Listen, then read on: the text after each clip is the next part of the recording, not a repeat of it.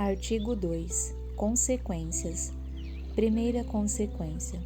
Maria é a rainha dos corações. Do que ficou dito, deve-se concluir evidentemente que, primeiro, Maria recebeu de Deus um grande domínio sobre as almas dos eleitos, pois ela não pôde estabelecer neles sua residência, como Deus Pai lhe ordenou.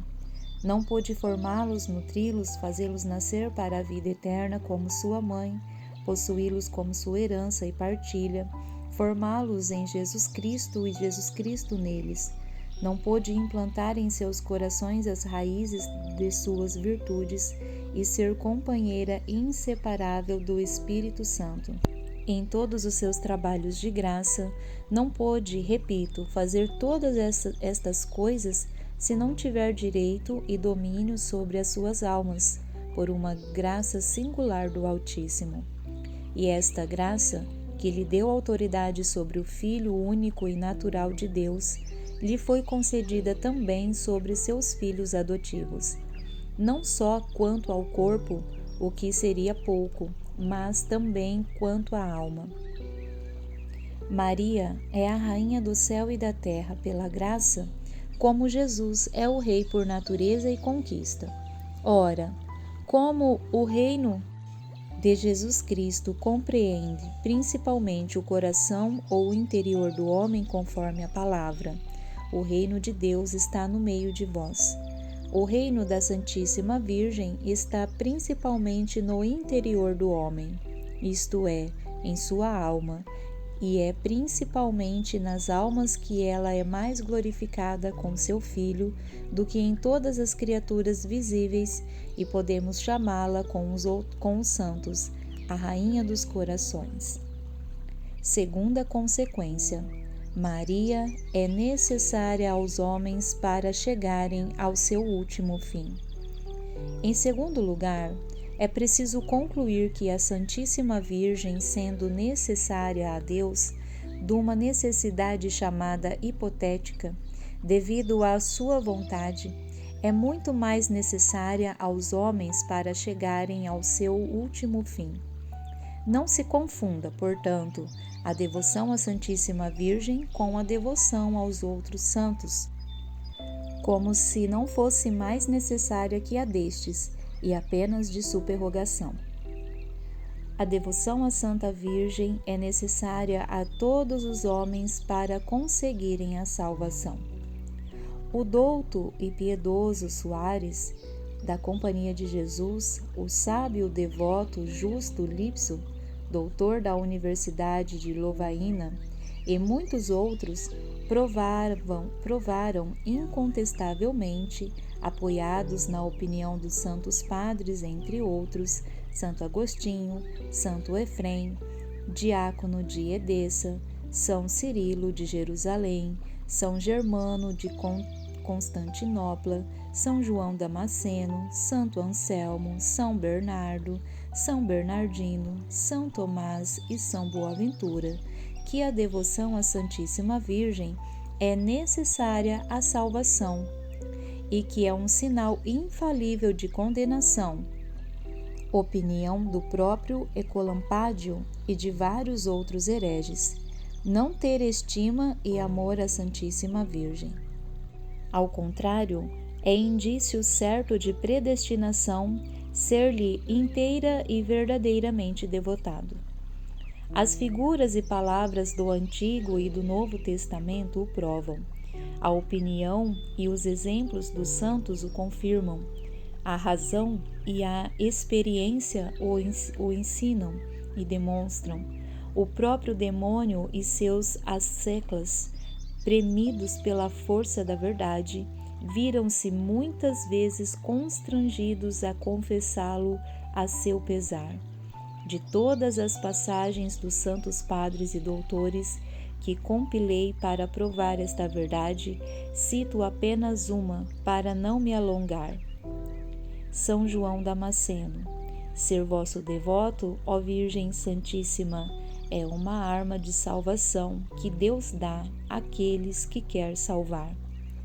Eu poderia repetir aqui várias histórias que provam o que afirmo, entre outras, primeiro, aquela que vem narrada nas Crônicas de São Francisco, em que se conta que o santo viu, em êxtase, uma escada enorme, em cujo topo, apoiado no céu, avultava a Santíssima Virgem. E o santo compreendeu que aquela escada ele devia subir para chegar ao céu. Segundo a outra narrada nas Crônicas de São Domingos, quando o santo pregava o rosário nas proximidades de Carcassona, 15.000 demônios que possuíam a alma de um infeliz herege foram obrigados, por ordem da Santíssima Virgem, a confessar muitas verdades grandes e consoladoras, referentes à devoção a Maria. E eles, para a própria confusão, o fizeram com tanto ardor e clareza que não se pode ler essa autêntica narração e o panegírico que o demônio, embora a contragosto, fez da devoção mariana, sem derramar lágrimas de alegria, ainda que pouco devoto se seja da Santíssima Virgem. A devoção à Santíssima Virgem é mais necessária ainda àqueles chamados a uma perfeição particular. Se a devoção à Virgem Santíssima é necessária a todos os homens para conseguirem simplesmente a salvação, é ainda mais para aqueles que são chamados a uma perfeição particular. Nem creio que uma pessoa possa adquirir uma união íntima com Nosso Senhor e uma perfeita fidelidade ao Espírito Santo sem uma grande união com a Santíssima Virgem e uma grande dependência de seu socorro. Só Maria achou graça diante de Deus, sem auxílio de qualquer outra criatura, e todos depois dela que acharam graça diante de Deus, acharam-na por intermédio dela, e é só por ela que acharão graça os que ainda virão. Maria era cheia de graça quando o arcanjo Gabriel a saudou, e a graça superabundou quando o Espírito Santo a cobriu com sua sombra inefável, e de tal modo ela aumentou essa dupla plenitude de dia a dia, de momento a momento, que chegou a um ponto imenso e inconcebível de graça, de sorte que o Altíssimo a fez tesoureira de todos os seus bens, dispensadora de suas graças, para enobrecer, elevar e enriquecer a quem ela quiser, para fazer entrar quem ela quiser no caminho estreito do céu, para deixar passar, apesar de tudo, quem ela quiser pela porta estreita da vida eterna, e para dar o trono, o cetro e a coroa de rei a quem ela quiser. Jesus é em toda parte e sempre o fruto e o filho de Maria. E Maria é, em toda parte, a verdadeira árvore que dá o fruto da vida e a verdadeira mãe que o produz. A Maria somente Deus confiou as chaves dos celeiros do divino amor, e o poder de entrar nas vias mais sublimes e mais secretas da perfeição, e de nesses caminhos fazer entrar os outros. Só Maria dá aos miseráveis filhos de Eva, infiel, e a entrada no paraíso terrestre, para aí espairecerem agradavelmente com Deus, para aí com segurança se ocultarem de seus inimigos, para aí sem mais receio da morte se alimentarem deliciosamente do fruto das árvores da vida e da ciência do bem e do mal, e para sorverem longamente as águas celestes desta bela fonte que jorra com tanta abundância, ou melhor, como ela mesma é esse paraíso terrestre, ou essa terra virgem e abençoada da qual Adão e Eva, pecadores, foram expulsos, ela só dá entrada àqueles que lhe apraz deixar entrar, e para torná-los santos. Todos os ricos do povo, para me servir da expressão do Espírito Santo, suplicarão, conforme a explicação de São Bernardo, vossa face em todos os séculos, e particularmente no fim do mundo. Isto é, o mais santo, as almas mais ricas em graça e em virtude serão as mais assíduas em rogar à Santíssima Virgem que lhes esteja sempre presente, como seu perfeito modelo a imitar, e que as socorra com seu auxílio poderoso.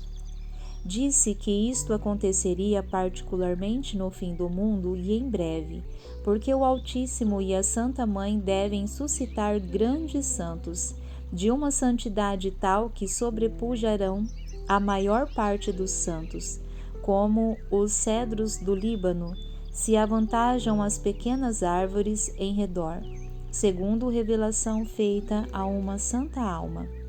Estas grandes almas cheias de graça e de zelo serão escolhidas em contraposição aos inimigos de Deus a borbulhar em todos os cantos, e elas serão especialmente devotas da Santíssima Virgem.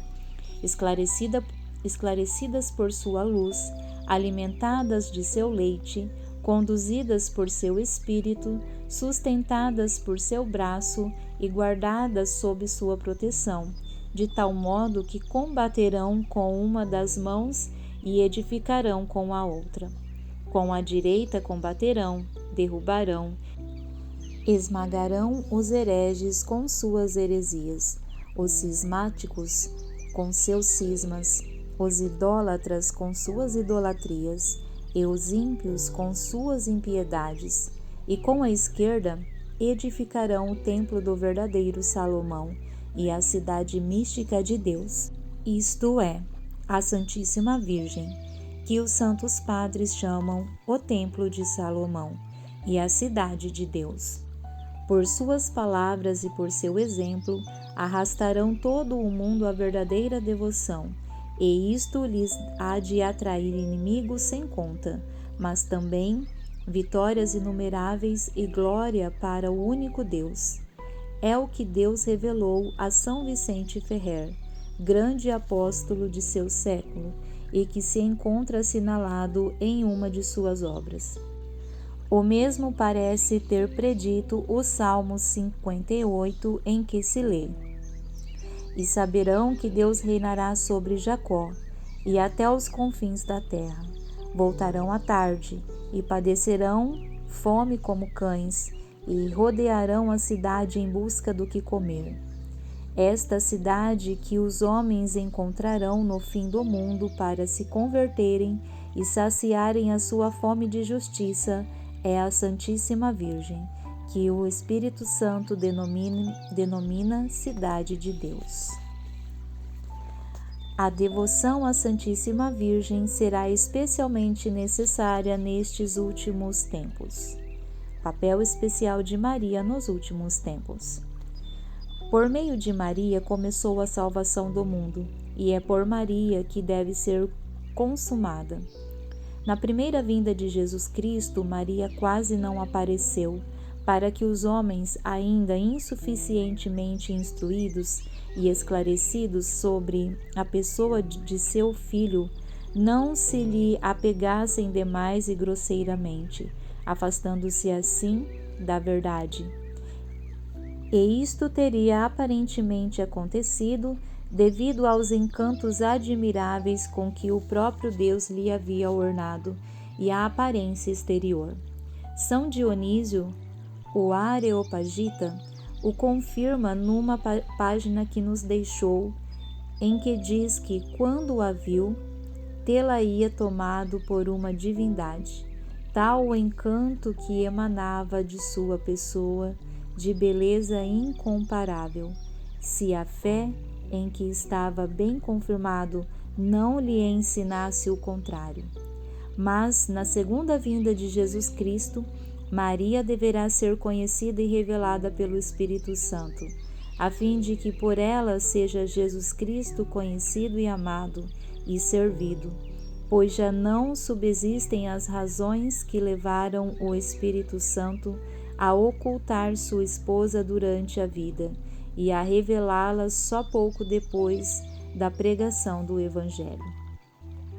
Deus quer, portanto, nestes últimos tempos, revelar-nos e manifestar Maria, a obra-prima de suas mãos.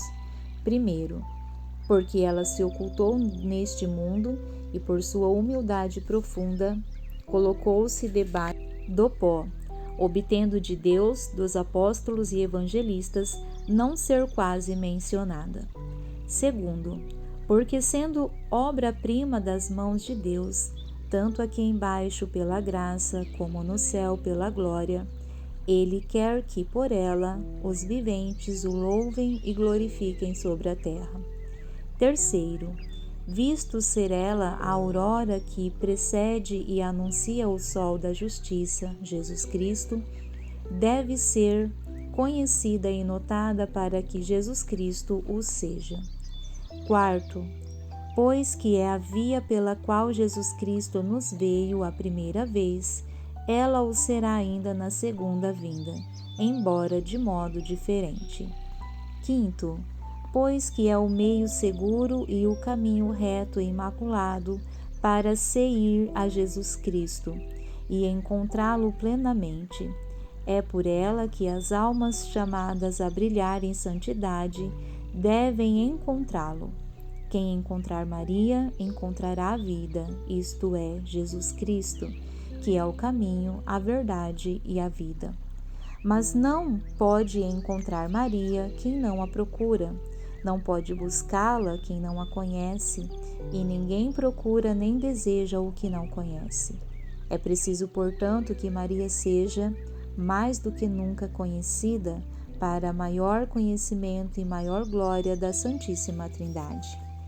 Sexto, nesses últimos tempos, Maria deve brilhar como jamais brilhou, em misericórdia, em força e graça. Em misericórdia para conduzir e receber amorosamente os pobres pecadores e desviados que se converterão e voltarão ao seio da Igreja Católica. Em força contra os inimigos de Deus, os idólatras, cismáticos, maometanos, judeus e ímpios empedernidos, que se revoltarão terrivelmente para seduzir e fazer cair, com promessas e ameaças, todos os que lhes forem contrários. Deve, enfim, resplandecer em graça para animar e sustentar os valentes soldados e fiéis de Jesus Cristo que pugnarão por seus interesses.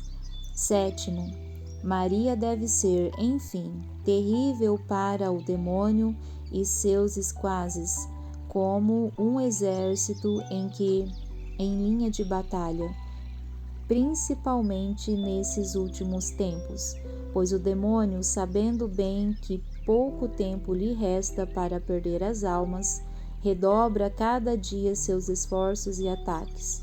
Suscitará em breve perseguições cruéis e terríveis emboscadas aos servidores fiéis e aos verdadeiros filhos de Maria, que mais trabalho lhe dão para vencer.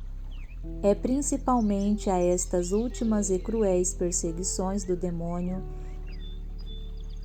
que se multiplicarão todos os dias até o reino do Anticristo, que se refere àquela primeira e célebre predição e maldição que Deus lançou contra a serpente no paraíso terrestre.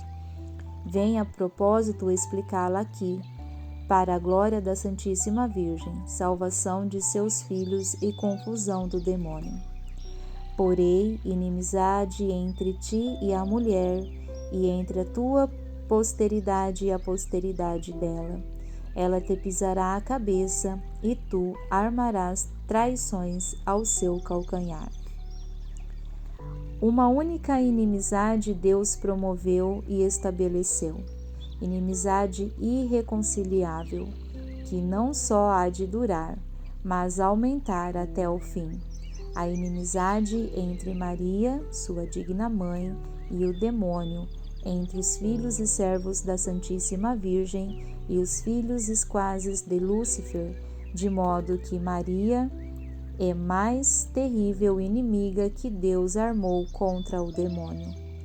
Ele lhe deu até, desde o paraíso, tanto ódio a esse amaldiçoado inimigo de Deus, tanta clarividência para descobrir a malícia desta velha serpente, tanta força para vencer, esmagar e aniquilar esse ímpio orgulhoso, que o temor que Maria inspira ao demônio é maior que o que lhe inspiram todos os anjos e homens, e, em certo sentido, o próprio Deus. Não que a ira, o ódio, o poder de Deus não sejam infinitamente maiores que os da Santíssima Virgem, pois as perfeições de Maria são limitadas, mas, em primeiro lugar, Satanás, porque é orgulhoso, sofre incomparavelmente mais por ser vencido e punido pela pequena e humilde escrava de Deus, cuja humildade o humilha mais que o poder divino. Segundo, porque Deus concedeu a Maria tão grande poder sobre os demônios, que, como muitas vezes se viram obrigados a confessar pela boca dos possessos, infunde-lhes mais temor um só de seus suspiros por uma alma, que as orações de todos os santos, e uma só de suas ameaças que todos os outros tormentos. O que Lúcifer perdeu por orgulho, Maria ganhou por humildade. O que Eva condenou e perdeu pela desobediência, Maria salvou-o pela obediência. Eva, obedecendo à serpente, perdeu consigo todos os seus filhos e os entregou ao poder infernal. Maria, por sua perfeita fidelidade a Deus, salvou consigo todos os seus filhos e servos e os consagrou a Deus. Deus não pôs somente inimizade, mas inimizades, e não somente entre Maria e o demônio, mas também entre a posteridade da Santíssima Virgem e a posteridade do demônio. Quer dizer, Deus estabeleceu inimizades, antipatias e ódios secretos entre os verdadeiros filhos e servos da Santíssima Virgem e os filhos e escravos do demônio. Não há entre eles a menor sombra de amor, nem correspondência íntima existe entre uns e outros.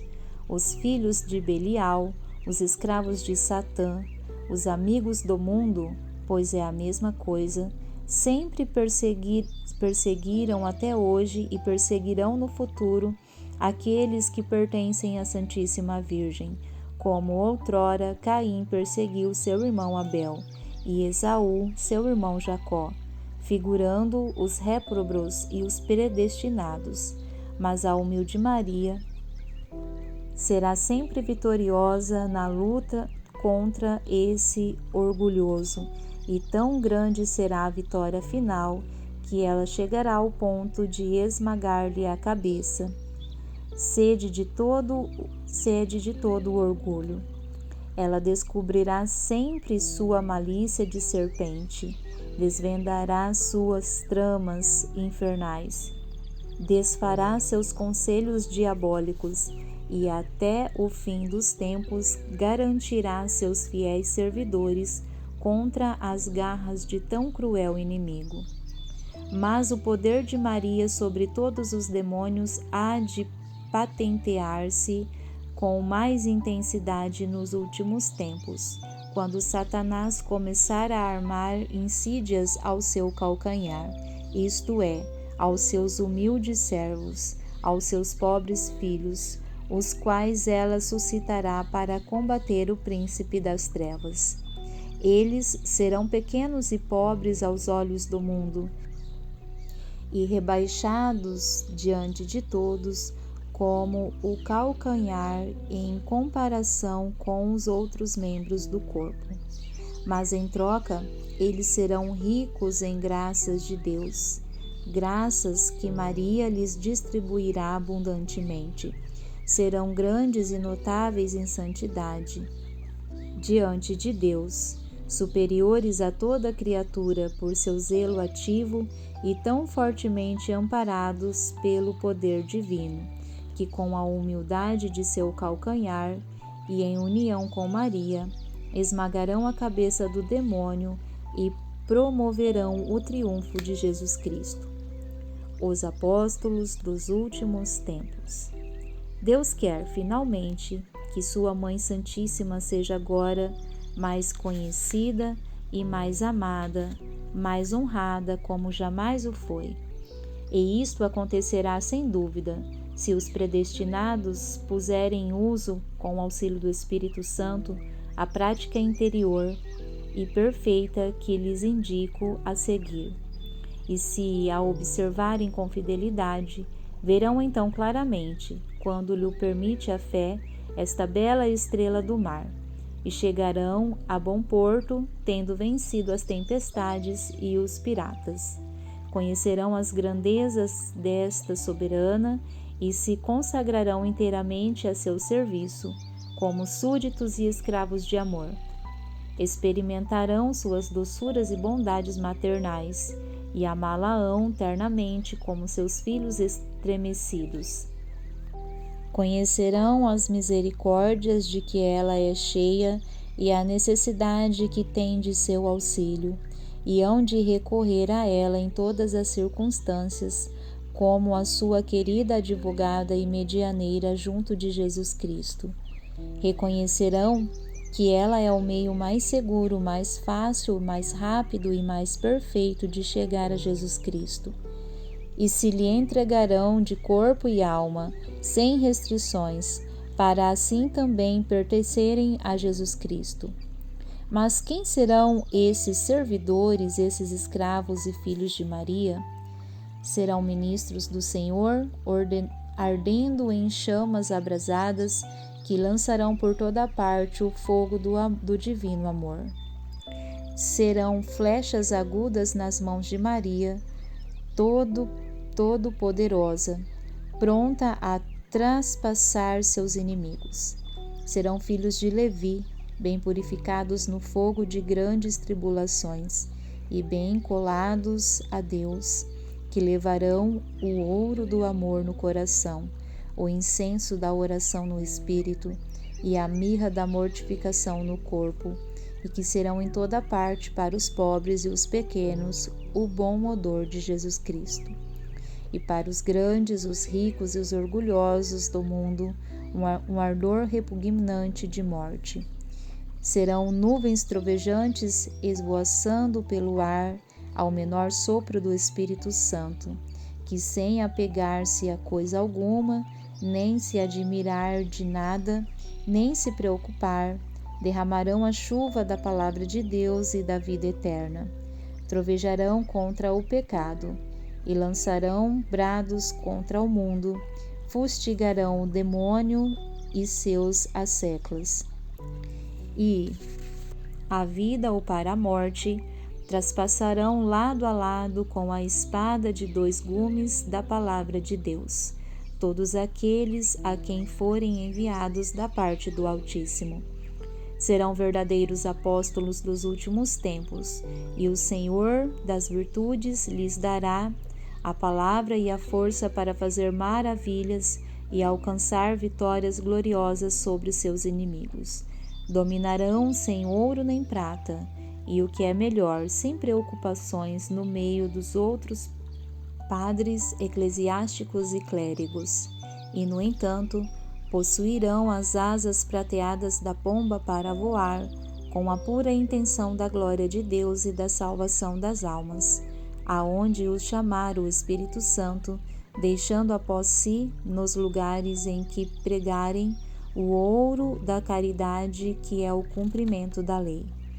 Sabemos, enfim, que serão verdadeiros discípulos de Jesus Cristo, andando nas pegadas de sua pobreza e humildade, no desprezo do mundo e caridade, ensinando o caminho estreito de Deus na pura verdade conforme o Santo Evangelho, e não pelas máximas do mundo, sem se preocupar nem fazer acepção de pessoa alguma, sem poupar, escutar ou temer nenhum mortal, poderoso que seja. Terão na boca a espada de 2 gumes da palavra de Deus.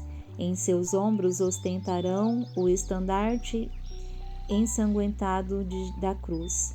Na direita, o crucifixo, na esquerda, o rosário, no coração, os nomes sagrados de Jesus e de Maria, e em toda a sua conduta, a modéstia e a mortificação de Jesus Cristo. Eis os grandes homens que hão de vir, suscitados por Maria, em obediência às ordens do Altíssimo, para que o seu império se estenda sobre o império dos ímpios, dos idólatras e dos maometanos. Quando e como acontecerá, só Deus o sabe. Quanto a nós, cumpre calar-nos, orar, suspirar e esperar.